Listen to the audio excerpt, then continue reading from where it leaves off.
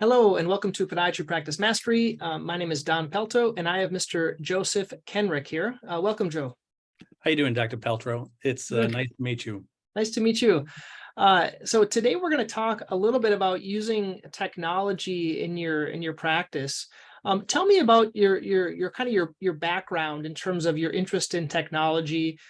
Specifically, how did you get interested in then helping people with high-tech things in their practice? Well, not to go too far back, but I was a mailman and I hated it at that time. And I had put myself through school as a carpenter, and I recognized there was a problem with communication. So one day I saw a friend of mine, he had a Nextel phone, and thought, okay, this makes all the sense in the world. I'm going into sales. And so when I identified that sales was actually solving a problem, it became very easy for me. Then I had the opportunity to go into medical sales, and I looked at lasers at that time. And I've been in lasers for the last 21 years, helping doctors adopt that technology into their practices. Okay. Yeah. So doing laser now, before we chatted a little bit about this, and let's talk about technology. I know there are some secrets or some issues. Like, for example, we have some technology, some are 30,000, some are 60,000, Yeah. lasers probably somewhere around that. What's the dirty secret about the cost of technology? Like, what a doctor says, I'm not going to pay 30 or 60 or $80,000 for a laser or for any other like shockwave or any other type of treatment. Right. I think the interesting thing is for doctors is they look at it as a capital expense, right? Like their lift chair goes bad, their phone system goes bad, their AC goes bad. They have to pay that out of their present revenue, right? So the secret about technology is this: one, it's not a capital expense, it's an investment. And number two, if you actually understand how to analyze equipment and understand the return on investment, what you will find is it typically only takes about 1 to 2 patients a month to cover the cost. And then after that, everything's profit. So if most of your doctors see, let's say 100 patients a week, right? And you need 2 patients. So you need 2% of your patients on the first week to say yes. Well, if that 2% happens on the second, third, and fourth week also, now you've generated 400% return. You pay it down, and you still have 300% profit that you've made. So most doctors look at the top number, whether it's 30,000 or 60,000, and say, I can't afford that. But the reality is your patients buy equipment for you. And based on the type of service that provides, it's a profit center. That's awesome. That, because we're kind of just chatting here. Yep. In our experience, and I'd like to know what other technologies, laser is one. What are some of the other ones that you've found that are very beneficial? Yep. But in our office, we did an ultrasound, and in Massachusetts, yep, ultrasound typically isn't covered by most insurances. Medicare is, but a lot of them aren't, and they just pay $100 an ultrasound, and we paid that off real quick. Focused and radial shockwave, we have both of them, and we've paid them off really quick with that whole kind of thing. I'm trying to think of. We decided not to do the laser for nail fungus, frankly, because I'm sorry to say this if the rep is listening, but I don't believe in nail fungus laser. And so I didn't want to buy yet another one, because we have a Cutera, which didn't work. And now I have another one. I'm not going to say the name because I don't want to badmouth anyone. That doesn't work in my opinion. So I do it for patients that like don't want to do the Lamisil. Right. And they can't, and I don't think the topicals work, so they do the laser. But what are some of the other technologies? So MLS lasers, one, or any other technologies that you found that are good investments? Yeah, so you talked about shockwave, so that's a great device. There's variations on that. There's different companies that make different types of shockwave, but those treat patients and create great value for the practice also. There's Swift microwave wart removal. So, what I tend to do is talk to doctors about creating a cash flow snowball, right? Ooh. So buy the thing that buys the next thing for you. So if you have a technology that can can not only pay for itself, but then let's say generate $60,000 a year, that $60,000 can now buy the next piece of equipment, which let's say is $30,000. Well, if that $30,000 device is also throwing off another $30,000, now the next year you've got $90,000, right, between the two devices. So you use the devices to buy the next device that's going to fund a cash snowball. And the more you can do that and delegate that to your staff, now you're generating revenue in different rooms while you're doing surgery or you're helping your patients in the other room. So it just becomes an opportunity to really expand your practices by offering new services.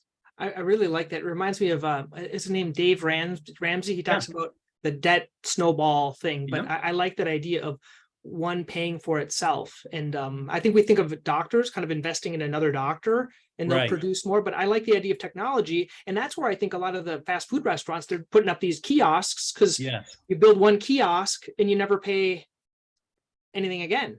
It doesn't get sick. It doesn't go on vacation, right? And these don't require us, like some of these lasers and other types of things. They don't need us as the doctors, our ability. That's cool. Yeah. Yeah. Let's talk a little bit about return on investing, like investing in the market versus investing in your practice. What do you mean about that? So if you take a look at the market, if you were able to generate, let's say 20% in the market, you would be a rock star, right? Nobody gets 20. So my investments, like my 401k or other type of investments, Correct. So if you were able to put that into the market and get 20%, you would be a rock star and your money would double every 3.5 years or so. That's generally what happens using the rule of 72.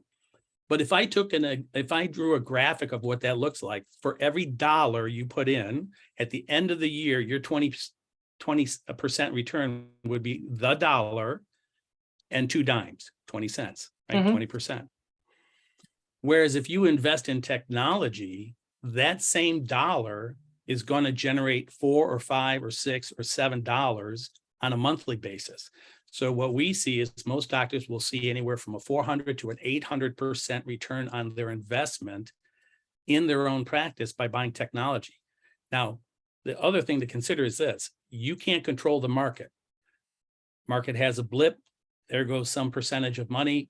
Inflation is high. You can't control that. I mean, you have money in the market. You have to let it sit until it comes back, right? You don't control any of that, but you control your practice.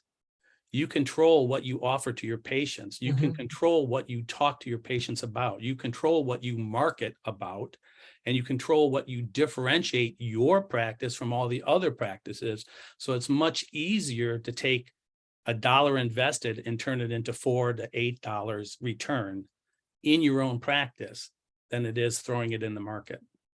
I love those are very smart analogies. It reminds me when I was younger, for some reason I like to read sales books. So like Tom Hopkins, I'm not a salesperson, but I just like to read those. I think it's applied psychology. My favorite is Cialdini. He wrote a book called Influence. Yes. And because we're influencing patients the right way. And what you said in terms of like talking to patients, we have a choice what we talk about. And one of my biggest mistakes, Joseph, in the beginning is I would spend a half hour talking about a $5 pad. Right. In the beginning, because you're offering all these things. Right. So I talk a half hour about a $5 pad. And what I've realized now, I just give the $5 pad and I'll talk about orthotics, or I'll talk about some other type of modality that's going to be much more beneficial to the patient and for the practice. So let's talk about a couple of the ways that we can generate revenue in the practice. I think you're talking more like in terms of adding on services and things like that. Right. So first thing, I kind of want to touch on something, because you brought it up and you're talking about sales books, is most doctors seem to be concerned about selling, right? That's their concern. They feel awkward about the idea that they're selling. From my point of view, you do that every single day, whether you recognize it or not, because more times than not, doctors think that selling is some kind of sleazy thing, car salesman, manipulative, pressure. It's really not. It's a process of educating the patient and then recommending. So every day you talk to a patient and you say, Mrs. Johnson, you have this condition, and these are our options. We can do an injection.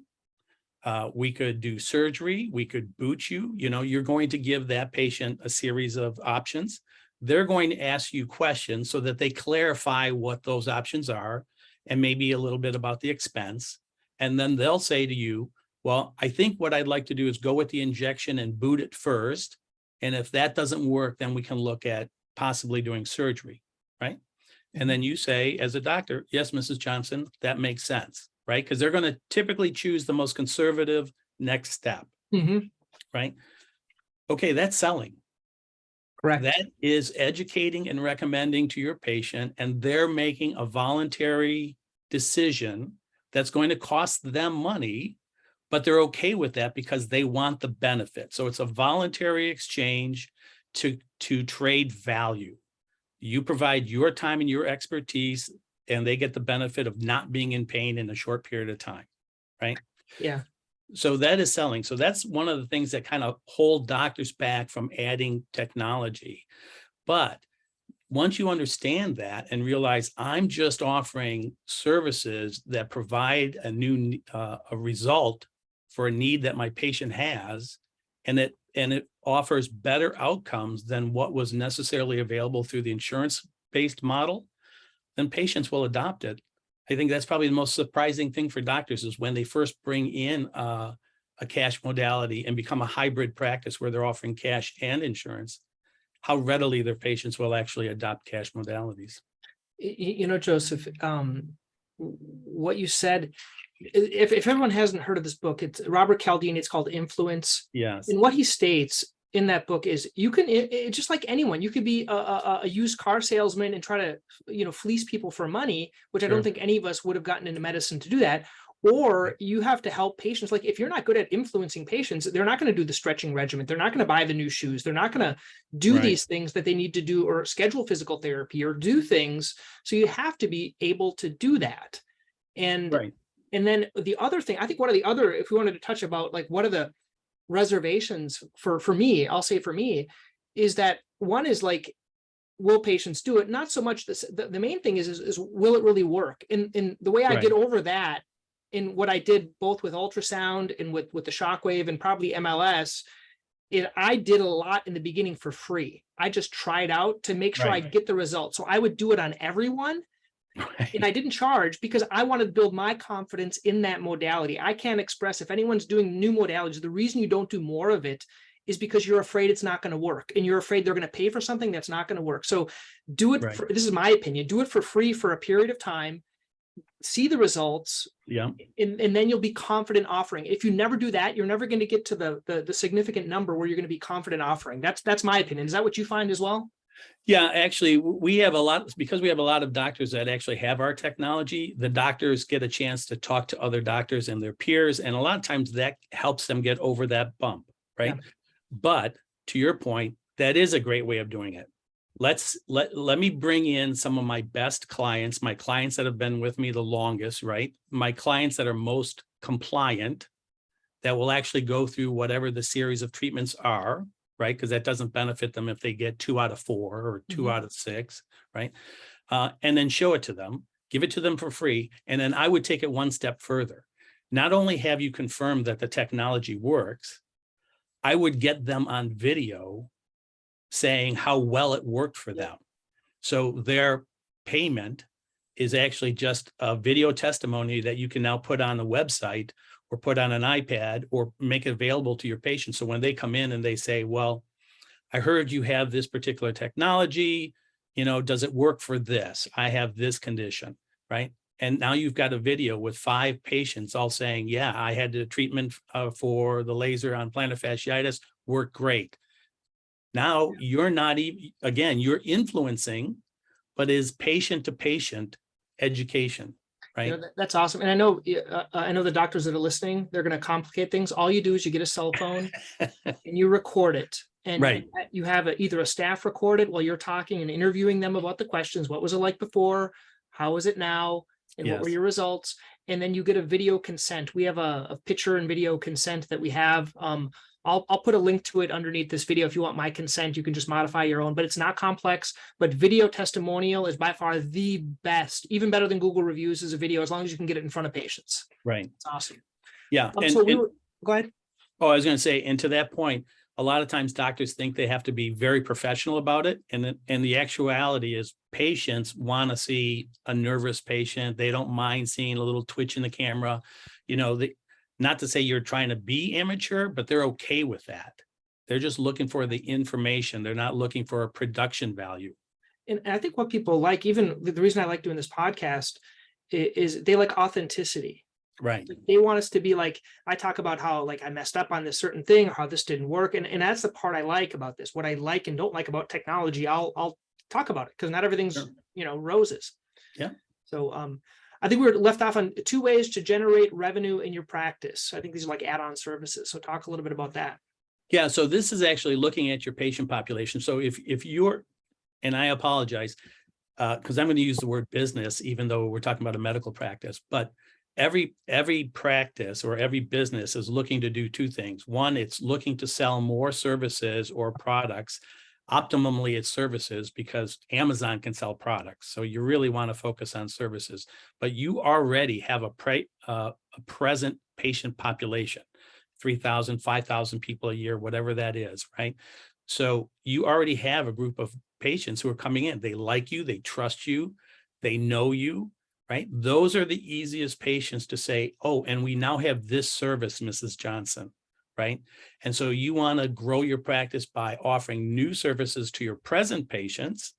And optimally, you want that service to differentiate you from other practices in the area. So now you're attracting new patients who are specifically looking for the outcomes that now only you can provide, right? That's awesome. So that's a way to look at your business and bring in more revenue. And this kind of draws into that 5th point that we were talking about. The 4th patient population is, right. We'll give some examples, just dropping names here, because they're spending a lot of advertising.